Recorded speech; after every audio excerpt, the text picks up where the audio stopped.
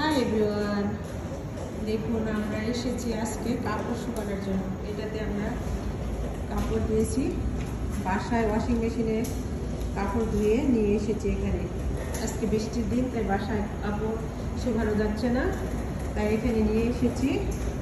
এটাতে এখানে পয়সা ঢুকিয়ে দিয়ে পয়সা সিস্টেম, পয়সা দিয়ে পরে কাপড় শুকাতে হয়।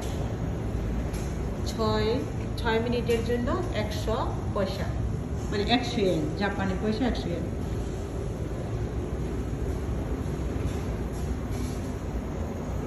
আমরা দিয়েছি 25 মিনিটের জন্য। এটাতে আমাদের কাপড়গুলো শুকাচ্ছে।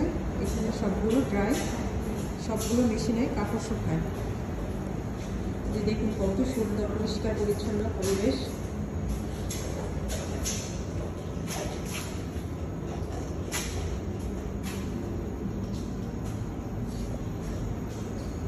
কত বড়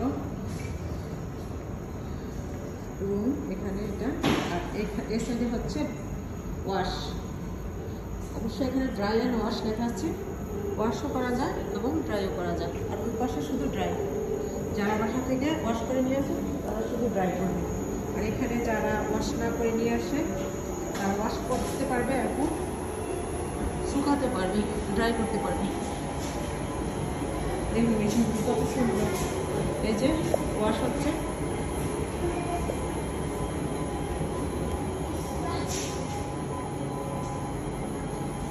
এটা হচ্ছে জুতা ওয়াশ করার মেশিন। আমি যেদিন বাসায় বৃষ্টি থাকে, বাইরে কাপড় শুকাতে পারি না, সেদিন বাসায় 2 বার করে মেশিনে কাপড় ধুয়ে, অনেক কাপড় যেদিন হয় সেদিন আমি এখানে শুকিয়ে নিয়ে যাই কাপড়গুলো।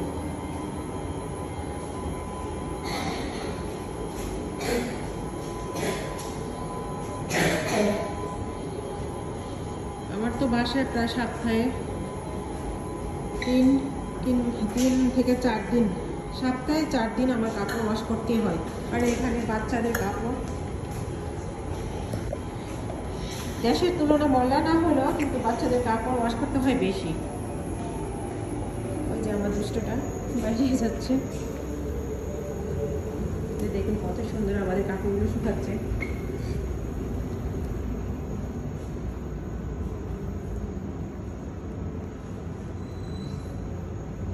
এটা নতুন করেছি, এত চকচকা পরিষ্কার পরিচ্ছন্ন। এখানে কাপড়গুলো বের করে ভাঁজ করে নিয়ে যাব। দেখুন কত সুন্দর অবস্থা। এই যে টিস্যু রাখা আছে, পরিষ্কার করতে হবে। টেবিলটা পরিষ্কার করে